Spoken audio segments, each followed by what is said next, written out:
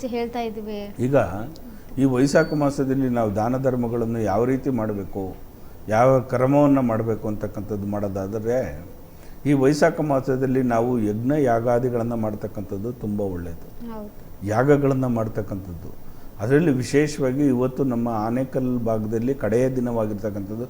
ಈ 6 ದಿನಗಳ ಕಾಲ ಯಾಗವನ್ನು ಮಾಡಿದ್ರು. ನಮ್ಮ ನ್ಯೂ ಬಾರ್ಡ್ವಿನ್ ಸ್ಕೂಲ್ನ ಪ್ರಾಧ್ಯಾಪಕರಾಗ MD ಆಗಿರ್ತಕ್ಕಂಥವ್ರು, ಚೇರ್ಮನ್ ಆಗಿರ್ತಕ್ಕಂಥವ್ರು, ಅವರ ಧರ್ಮಪತ್ನಿ ಸೌಭಾಗ್ಯವತಿ ಆಗಿರ್ತಕ್ಕಂಥವ್ರು, ಇಬ್ಬರೂ ದಂಪತಿಗಳು ಅವರ ಕುಟುಂಬ ಪರಿವಾರ ಸಮೇತವಾಗಿ 7 ದಿನಗಳ ಕಾಲ ಯಾಗವನ್ನು ಮಾಡಿದ್ರು. ಅಂದರೆ ಇದು ಇವತ್ತು ಕಡೆಯ ಒಂದು, ನಾಳೆ ಪೂರ್ಣಾವತಿ ಇರತಕ್ಕಂಥದ್ದು. ಇವತ್ತು ಯಾಗ ಸಂಪೂರ್ಣವಾಗಿ ಆಗ್ತಕ್ಕಂಥದ್ದು, ಸಂಪೂರ್ಣವಾಗಿ ನಾಳೆ ಪೂರ್ಣಾವತಿ ಆಗ್ತಕ್ಕಂಥದ್ದು ನಾಳೆ. ಹಾಗಾಗಿ ಈ ಯಾಗದಲ್ಲಿ ಪಾಲ್ಗೊಳ್ತಕ್ಕಂಥದ್ದು ತುಂಬ ಉತ್ತಮವಾಗಿರ್ತಕ್ಕಂಥದ್ದು. ಪ್ರತಿಯೊಬ್ಬರೂ ಈ ವೈಶಾಖ ಮಾಸದಲ್ಲಿ ನಾವು ಹವಿಸ್ಸನ್ನು ಕೊಟ್ಟಾಗ, ಯಾಗ ಅಂದ್ರೇನು ನೋಡಿ, ಮಕ್ಕಳಿಗೆ ವಿದ್ಯಾಬುದ್ಧಿ ಬರ್ತಕ್ಕಂಥದ್ದು. ಎಷ್ಟೋ ಮಕ್ಕಳುಗಳಿಗೆ ಅಲ್ಲಿ ನನ್ನ ತಾಯಿ ಜಗನ್ಮಾತೆ ಸ್ವರೂಪಿಣಿಯಾಗಿರ್ತಕ್ಕಂಥ ಕಾಮಾಖ್ಯ ದೇವಿಯನ್ನು ಪ್ರತಿಷ್ಠಾಪನೆ ಮಾಡಿರ್ತಕ್ಕಂಥದ್ದು. ಕಾಮಾಖ್ಯ ಯೋನಿಕುಂಡವನ್ನು ರಚನೆ ಮಾಡಿದ್ದಾರೆ. ಅಲ್ಲಿ ಆ ಯೋನಿಕುಂಡದಲ್ಲಿ ಯಜ್ಞ ಯಾಗಾದಿಗಳನ್ನು ಮಾಡಿದಾಗ, ಹವಿಸ್ಸನ್ನು ಕೊಟ್ಟಾಗ, ಆ ಹವಿಸ್ಸಲ್ಲಿರ್ತಕ್ಕಂಥ ಏನಿದೆ, ಹವಿಸ್ಸು ಅಂದರೆ ಹೊಗೆ ಅಂತ ಏನು ಹೇಳ್ತೀವಿ, ಅದನ್ನು ದೇಹಕ್ಕೆ ತಗೊಂಡಾಗ ಕೂಡ ಗರ್ಭದಲ್ಲಿರ್ತಕ್ಕಂಥ ಏನೇ ಒಂದು ಸೂರ್ಯ ಚರ್ಮಕ್ಕೆ ಸಂಬಂಧಪಟ್ಟಂಗಾಗಲಿ, ಗುಪ್ತ ಜನಾಂಗಗಳಿಗೆ ಕಾಯಿಲೆ ಇರ್ತಕ್ಕಂಥದ್ದಾಗಲಿ, ಯೂಟ್ರಸ್ಸಲ್ಲಿ ಪ್ರಾಬ್ಲಮ್ ಇರ್ತದಾಗಲಿ, ನಾವು ಆ ಹವಿಸ್ಸನ್ನು ತಗೊಂಡಾಗ ಎಲ್ಲ ವಾಸಿ ಆಗ್ತಕ್ಕಂಥದ್ದು. ಎಷ್ಟು ನೋಡಿ, ಎಷ್ಟು ವೈಜ್ಞಾನಿಕವಾಗಿ ನೀವು ನೋಡೋದಾದರೂ ಕೂಡ ಆ ಪ್ರದೇಶವೆಲ್ಲ ಪರಿಶುದ್ಧವಾಗುತ್ತೆ. ಹಾಗಾಗಿ ಹಿಡಿದ ನಾನು ಇವತ್ತು ಕೂಡ ಇದೆ, ನಾಳೆ ಪೂರ್ಣಾವತಿ ಆಗುತ್ತೆ, ಇವತ್ತು ಕೂಡ ಇದೆ. ಅಲ್ಲೆಲ್ಲಿ ಯಾರ್ಯಾರು ನಿಯರ್ ಬೈ ಇದ್ದೀರಿ, ಹತ್ತಿರದಲ್ಲಿ ಇರ್ತಕ್ಕಂಥವ್ರು ಈ ಯಾಗಕ್ಕೆ ಪಾಲ್ಗೊಳ್ತಕ್ಕಂಥದ್ದು ಮಾಡಿದಾಗ ಅಲ್ಲಿ ದಾನ ಧರ್ಮಗಳು ನಡೀತಾ ಇದೆ, ವಸ್ತ್ರಗಳ ದಾನ ನಡೀತಾ ಇದೆ, ಅನ್ನದಾನಗಳು ನಡೀತಾ ಇದೆ. ವಿಶೇಷವಾಗಿ ಅಲ್ಲಿ ಯಾಗಕುಂಡಗಳು ಒಂದು 108 ಯಾಗಕುಂಡಗಳನ್ನು ರಚನೆ ಮಾಡಿರ್ತಕ್ಕಂಥದ್ದು. ಅಲ್ಲಿ ಯೋನಿ ಆಕಾರದಲ್ಲಿ 5 ಕುಂಡಗಳು ಯೋನಿ ಆಕಾರದಲ್ಲಿ ಹೋಮಕುಂಡಗಳನ್ನು ಮಾಡಿರ್ತಕ್ಕಂಥದ್ದು. ಹಾಗಾಗಿ ಹೆಣ್ಣು ಮಕ್ಕಳಿಗೆ, ವಿಶೇಷವಾಗಿ ಹೆಣ್ಣು ಮಕ್ಕಳಿಗೆ ಅಲ್ಲಿ ಲಲಿತ ಪಾರಾಯಣವನ್ನು ಮಾಡ್ತಕ್ಕಂಥ ಮುಕ್ತ ಅವಕಾಶವನ್ನು ಕೊಟ್ಟಿದ್ದಾರೆ. ಅಲ್ಲಿ ಕುಂಕುಮಾರ್ಚನೆಗಳನ್ನು ಮಾಡ್ತಕ್ಕಂಥದ್ದು ಹೆಣ್ಣು ಮಕ್ಕಳು ಕೂತ್ಕೊಂಡು ವಿಶೇಷವಾಗಿ ಮಾಡ್ತಾ ಇದ್ದಾರೆ. ಹಾಗಾಗಿ ಇದನ್ನು ಕಣ್ಣಿಂದ ನೋಡೋದೇ ಒಂದು ಮಹಾಭಾಗ್ಯ ನಮಗೆ. ಹಾಗಾಗಿ ದಯವಿಟ್ಟು ನೀವೆಲ್ಲ ಆ ಸಹಸ್ರ ಚಂಡಿಕಾ ಮಹಾಯಾಗಕ್ಕೆ ದಯವಿಟ್ಟು ತಾವೆಲ್ಲರೂ ಬನ್ನಿ. ಇವತ್ತು ಸಾಯಂಕಾಲದೊಳಗಡೆ ತಿರ್ಗಾ ನಾಳೆ ಬೆಳಗ್ಗೆ ಮಧ್ಯಾಹ್ನ 2 ಗಂಟೆವರೆಗೂ ಕೂಡ ಒಂದು ಯಾಗ ನಡೀತಾ ಇರ್ತದೆ. ಪೂರ್ಣಾವತಿ ಆಗುತ್ತೆ ನಾಳೆ, ಪೂರ್ಣ ಪ್ರಮಾಣವಾಗಿ ಅದು ಯಾಗ ಕಂಪ್ಲೀಟ್ ಆಗ್ತಕ್ಕಂಥದ್ದು ಆಗುತ್ತೆ. ಹಾಗಾಗಿ ದಯವಿಟ್ಟು ನಾನು ನನ್ನ ಬಂಧು ಬಾಂಧವರಲ್ಲಿ ಕೇಳ್ಕೊಳ್ಳೋದೇನೆಂದರೆ, ಈ ಯಾಗಕ್ಕೆ ಪಾಲ್ಗೊಳ್ಳಿ. ಆ ಅನುಷ್ಠಾನವನ್ನು ಏನೇನು ಮಾಡ್ತೀರೋ ಅದನ್ನೆಲ್ಲ ನೀವು ಕಣ್ಣಿಂದ ತುಂಬ್ಕೊಳ್ಳಿ. ಎಷ್ಟು ಚೆನ್ನಾಗಿ ನೋಡಿ, ನಮ್ಮ ಸ್ಕ್ರೀನ್ ಮೇಲೆ ಬರ್ತಾ ಇದೆ, 108 ಋತ್ವಿಕರು ಆ ಯಾಗದಲ್ಲಿ ಪಾಲ್ಗೊಂಡಿದ್ದಾರೆ. ತಿರ್ಗಾ 108 ಜನ ಲಲಿತ ಪಾರಾಯಣವನ್ನು ಮಾಡ್ತಾ ಇದ್ದಾರೆ. ಪಕ್ಕದಲ್ಲಿ ಸಹಸ್ರನಾಮವನ್ನು ಪಠನೆ ಮಾಡ್ತಾ ಇದ್ದಾರೆ, ವಿಷ್ಣು ಸಹಸ್ರನಾಮವನ್ನು ಪಠನೆ ಮಾಡ್ತಾ ಇದ್ದಾರೆ, ಲಲಿತ ಪಾರಾಯಣವನ್ನು ಮಾಡ್ತಾ ಇದ್ದಾರೆ, ಲಲಿತ ಸಹಸ್ರನಾಮವನ್ನು ಪಾರಾಯಣ ಮಾಡ್ತಾ ಇದ್ದಾರೆ. ಅಲ್ಲಿ ಆ ಮೇರುವನ್ನು, ಆ ಶ್ರೀಚಕ್ರದ ಮೇರುವನ್ನು ಕುಂಕುಮಾರ್ಚನೆಗೆ ಸಹಿತ ಎಷ್ಟೋ ಸುಮಂಗಲಿಯರು ಮಾಡ್ತಾ ಇದ್ದಾರೆ. ಇಂಥ ಒಂದು ಮಹಾಯಾಗಕ್ಕೆ ಖಂಡಿತವಾಗೂ ನೀವೆಲ್ಲ ಬನ್ನಿ. ನಾನು 4-5 ದಿನಗಳಿಂದ ಕಾಲ ಅಲ್ಲೇ ಇದ್ದೀನಿ. ಇವತ್ತು ಕೂಡ ನಾಳೆನೂ ಕೂಡ ನಾನು ಅಲ್ಲೇ ಇರ್ತೀನಿ. ದಯವಿಟ್ಟು ಬಂದು ನೋಡ್ಬೋದು, ನನ್ನನ್ನು ಮಾತಾಡಿಸ್ಬೋದು. ಖಂಡಿತವಾಗೂ ನೀವೆಲ್ಲೇ ಯಾಗಕ್ಕೆ ಪಾಲ್ಗೊಳ್ಳಿ.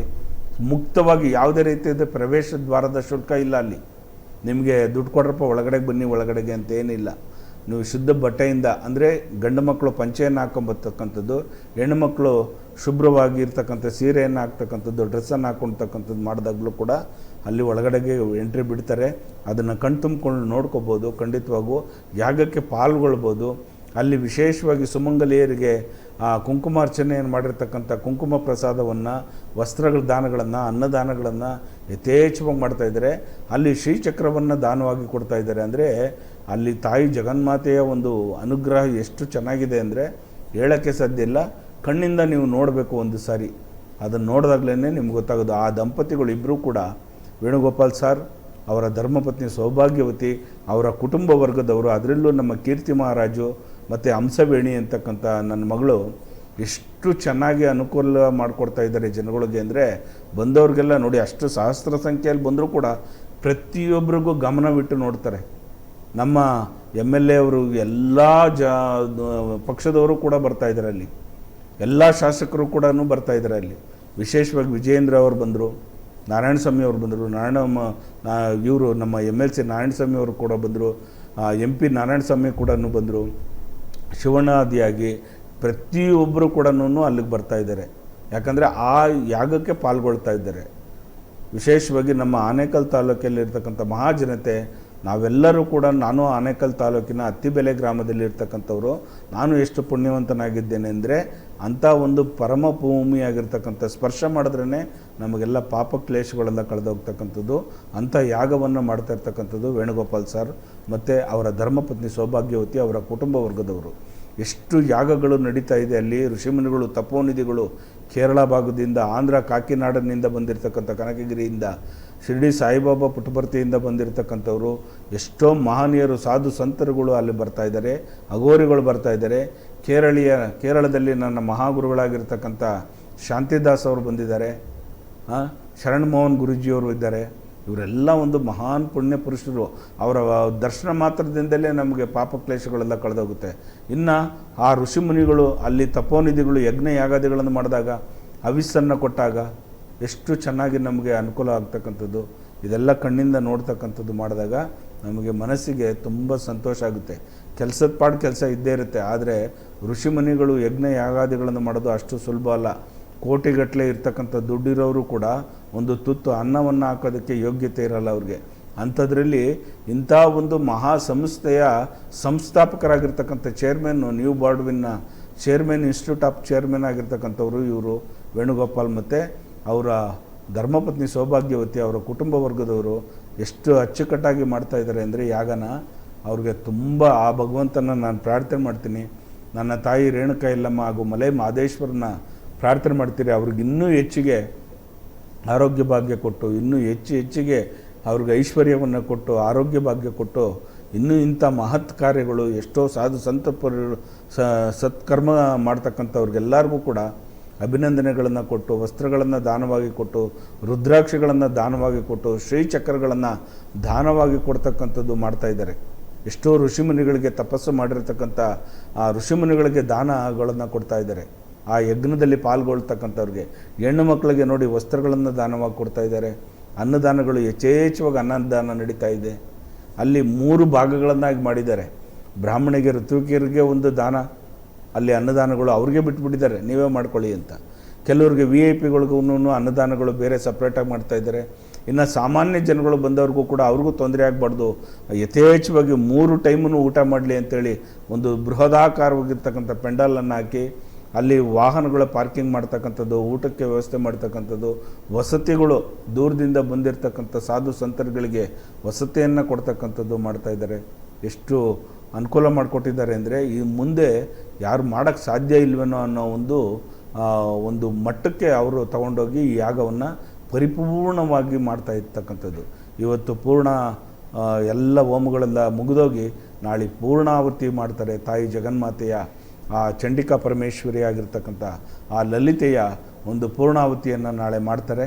ಖಂಡಿತವಾಗಿ ಎಲ್ಲರೂ ಪಾಲ್ಗೊಳ್ಳಿ. ನಿಮಗೆಲ್ಲರಿಗೂ ಒಳ್ಳೆಯದಾಗಲಿ, ಶುಭವಾಗಲಿ. ಅಪ್ಪಾ ಅಪ್ಪಾಜಿ ಧನ್ಯವಾದಗಳು. ಇದನ್ನು ಹೇಳೋದಕ್ಕೆ ಎಷ್ಟೋ ಜನ ಇದು ಮಾಡ್ತಿದ್ದಾರೆ, ಸಹಸ್ರ ಮಹಾಚಂಡಿಕಾ ಯಾಗ ಬಗ್ಗೆ ಮಾಡ್ತಿದ್ದಾರಲ್ವಾ. ಸೊ ಇಷ್ಟೊಂದು ಕೆಲವೊಂದಿಷ್ಟು ಜನ ತಮ್ಮ ಸ್ವಾರ್ಥಕ್ಕಾಗಿ ಮಾಡ್ತಾ ಇರ್ತಾರೆ. ಅಂದರೆ ಈ ಒಂದು ಪ್ರಪಂಚದಲ್ಲಿ ಸ್ವಾರ್ಥನೇ ಜಾಸ್ತಿ ಆಗಿರೋದು. ಇಂಥ ಒಂದು ಇದರಲ್ಲಿ ಇವಾಗ ಅವರು ಎಲ್ರಿಗೂ ಒಳ್ಳೆಯದಾಗಲಿ, ಅಲ್ಲಿರ್ತಕ್ಕಂಥ ಜನರಿಗೂ ಒಳ್ಳೆಯದಾಗಲಿ ಅಂತೇಳಿ ಈ ಒಂದು ಯಾಗವನ್ನು ಮಾಡಿಸ್ತಾ ಇದ್ದಾರೆ. ಖಂಡಿತವಾಗಿ. ಯಾಕಂದರೆ ಅವರು ಯುಗ ಪುರುಷನೇ ಅಂತ ಹೇಳ್ಬೋದು. ಆ ತಾಯಿ ಜಗನ್ಮಾತೆ ಸೌಭಾಗ್ಯವತಿ ಇದ್ದಾಳಲ್ಲ ತಾಯಿ, ಅವರ ಧರ್ಮಪತ್ನಿ, ಆಕೆಯಲ್ಲಿ ಒಂದು ತೇಜಸ್ಸಿದೆ. ಅಂದರೆ ಒಂದು ದೇವಿಯ ಕಳೆ ಇರ್ತಕ್ಕಂಥದ್ದು. ಅದರಲ್ಲೂ ನನ್ನ ಮಗಳು ದೊಡ್ಡ ಮಗಳಾಗಿರ್ತಕ್ಕಂಥ ಹಂಸವೇಣಿ ಮತ್ತು ಕೀರ್ತಿ ಮಹಾರಾಜು ಮತ್ತು ಅವರ ಸಹೋದರಾಗಿರ್ತಕ್ಕಂಥವ್ರು, ಅವ್ರ ಹೆಸರುಗಳು ಸರಿಯಾಗಿ ಗೊತ್ತಿಲ್ಲ, ಅವ್ರ ಕುಟುಂಬ ವರ್ಗದವರು ಏನೋ ಒಂದು ರೀತಿಯಲ್ಲಿ ಅವರು ದೈವ ಕಳೆ ಇರ್ತಕ್ಕಂಥವ್ರು ಅವರು.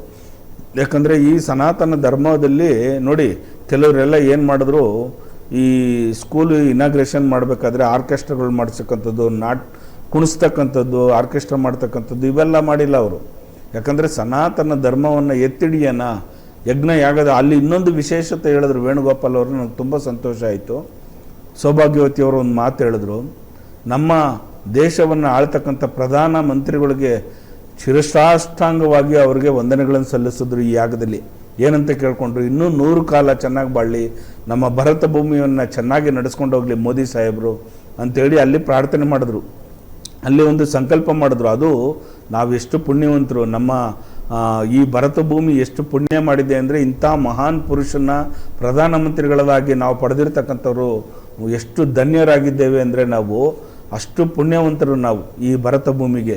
ಅಂಥ ಮಹಾನ್ ಪುರುಷ ಮೋದಿ ಸಾಹೇಬರು ನಮಗೆ ಈ ಪ್ರಧಾನಮಂತ್ರಿ, ನಮ್ಮ ದೇಶಕ್ಕೆ ಪ್ರಧಾನಮಂತ್ರಿ ಆಗಿರ್ತಕ್ಕಂಥವ್ರು ಈ ಸನಾತನ ಧರ್ಮವನ್ನು ಎತ್ತಿ ಹಿಡಿದು ನಮ್ಮ ಇಡೀ ಪ್ರಪಂಚದಾದ್ಯಂತ ತೊಗೊಂಡೋಗ್ತಕ್ಕಂಥವ್ರು. ಅಂಥ ಮಹಾನ್ ಪುರುಷನ ನೆನೆಸ್ಕೊಂಡು ಯಾಗವನ್ನು ಅವರು ಒಂದು ಸಂಕಲ್ಪ ಮಾಡಿದ್ರು ವೇಣುಗೋಪಾಲ್ ಸಾರು.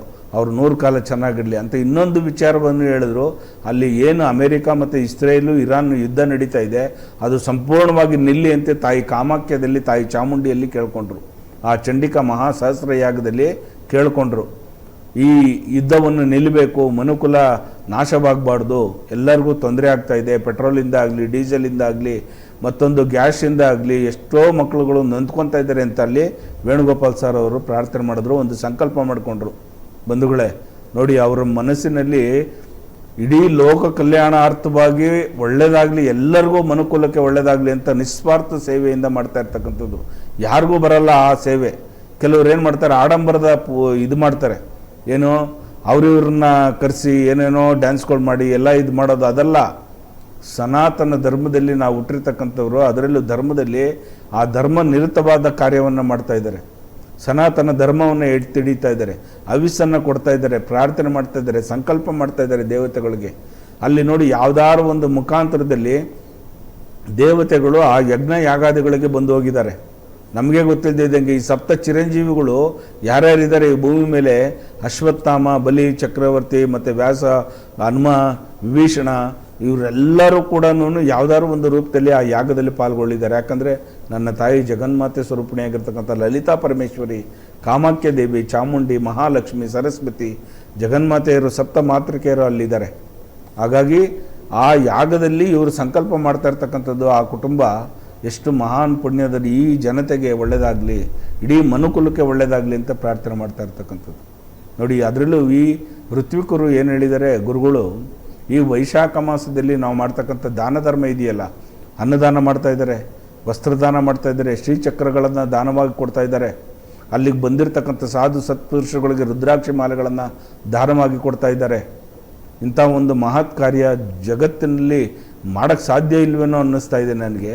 ಆದರೆ ತುಂಬ ಅವ್ರಿಗೆ, ಆ ಕುಟುಂಬಕ್ಕೆ 100 ಕಾಲ ಚೆನ್ನಾಗಿಟ್ಟಿರಲಿ ಭಗವಂತ, ಚೆನ್ನಾಗಿ ಇನ್ನೂ ಅವ್ರಿಗೆ ಶಕ್ತಿ ಕೊಟ್ಟು ಇನ್ನೂ ಯಥೇಚ್ಛವಾಗಿ ಅವ್ರಿಗೆ ಅನ್ನದಾನಗಳನ್ನು ಮಾಡ್ತಕ್ಕಂಥದ್ದು. ಎಷ್ಟೋ ನೋಡಿ, ಸಾವಿರಾರು ಜನಕ್ಕೆ ಅವರು ಆ ಶಾಲೆಯನ್ನು ನಡೆಸಿ ಎಷ್ಟೋ ಕುಟುಂಬವನ್ನು ಉದ್ಧಾರ ಮಾಡ್ತಾ ಇದ್ದಾರೆ, ಎಷ್ಟೋ ಕುಟುಂಬವನ್ನು ಕಾಯ್ತಾ ಇದ್ದಾರೆ. ಎಷ್ಟು ಮಕ್ಕಳುಗಳಿಗೆ ಅವರು ವಿದ್ಯಾದಾನಗಳನ್ನು ಕೊಡ್ತಾ ಇದ್ದಾರೆ, ಎಷ್ಟು ಮಕ್ಕಳಿಗೆ ಅವ್ರಿಗೆ ಬೋಧನೆಯನ್ನು ಕೊಡ್ತಾ ಇದ್ದಾರೆ, ಎಷ್ಟು ಕುಟುಂಬದಲ್ಲಿ ಅವರ ಹೆಸರು ಹೇಳ್ಕೊಂಡು ಬದುಕ್ತಾ ಇದ್ದಾರೆ. ಹಾಗಾಗಿ ಅಂಥ ಒಂದು ದಂಪತಿಗಳಿಗೆ, ಅಂಥ ಒಂದು ಕುಟುಂಬಕ್ಕೆ ಆ ತಾಯಿ ಜಗನ್ಮಾತೆ ರೇಣುಕಾ ಯಲ್ಲಮ್ಮ ಹಾಗೂ ಮಲೈ ಮಹದೇಶ್ವರ ಇನ್ನೂ 100 ಕಾಲ ಚೆನ್ನಾಗಿ ಬಾಳಲಿ, ಇನ್ನೂ ಯಥೇಚ್ಛವಾಗಿ ಎಲ್ಲರೂ ಮನುಕುಲವೆಲ್ಲ ಒಳ್ಳೆಯದಾಗಲಿ. ಈ ವೈಶಾಖ ಮಾಸದಲ್ಲಿ ಅವ್ರಿಗೆ ವಿಶೇಷವಾಗಿ ಫಲ ಸಿಕ್ಕಲಿ. ಅವರ ತಂದೆ ತಾಯಿಗಳಿಗೆ, ಅವರ ಈ ಜನ್ಮ ಕೊಟ್ಟಿರ್ತಕ್ಕಂಥ ತಂದೆ ತಾಯಿಗಳಿಗೆ ಆ ಪುಣ್ಯದ ಫಲವನ್ನು ಸಿಕ್ಕಲಿ, ಖಂಡಿತವಾಗಿ ಒಳ್ಳೆಯದಾಗಲಿ ಅಂತ ಈ ಸಂದರ್ಭದಲ್ಲಿ ನಮ್ಮ ವಾಹಿನಿ ಮುಖಾಂತರ, ಸ್ಪೀಡ್ ನ್ಯೂಸ್ ಕನ್ನಡ ವಾಹಿನಿ ಮುಖಾಂತರ ಅವ್ರಿಗೆಲ್ಲ ನಮ್ಮ ಸಿಬ್ಬಂದಿ ವರ್ಗದವರು, ನಮ್ಮ ನಿರ್ಮಾಪಕರು, MD ಆಗಿರ್ತಕ್ಕಂಥ ವೀರೇಶ್ ಅವರು ಕೂಡ ನಾವು ಆಶಿಸ್ತೀವಿ ಅವ್ರಿಗೆಲ್ಲರಿಗೂ ಚೆನ್ನಾಗಾಗಲಿ. ಇನ್ನು ಮುಂದಿನ ದಿನಗಳಲ್ಲಿ ಅವ್ರಿಗೆ ವಿಶೇಷವಾಗಿ ಆ ಭಗವಂತನ ಕೃಪಾ ಕಟಾಕ್ಷ ಇರಲಿ ಅಂತೇಳಿ ಈ ಸಂದರ್ಭದಲ್ಲಿ ನಾನು ಬೇಡಿಕೊಂಡು ಪ್ರಾರ್ಥನೆ ಮಾಡ್ಕೊಳ್ತೀನಿ. ಅವ್ರಿಗೆ ಒಳ್ಳೆಯದಾಗಲಿ.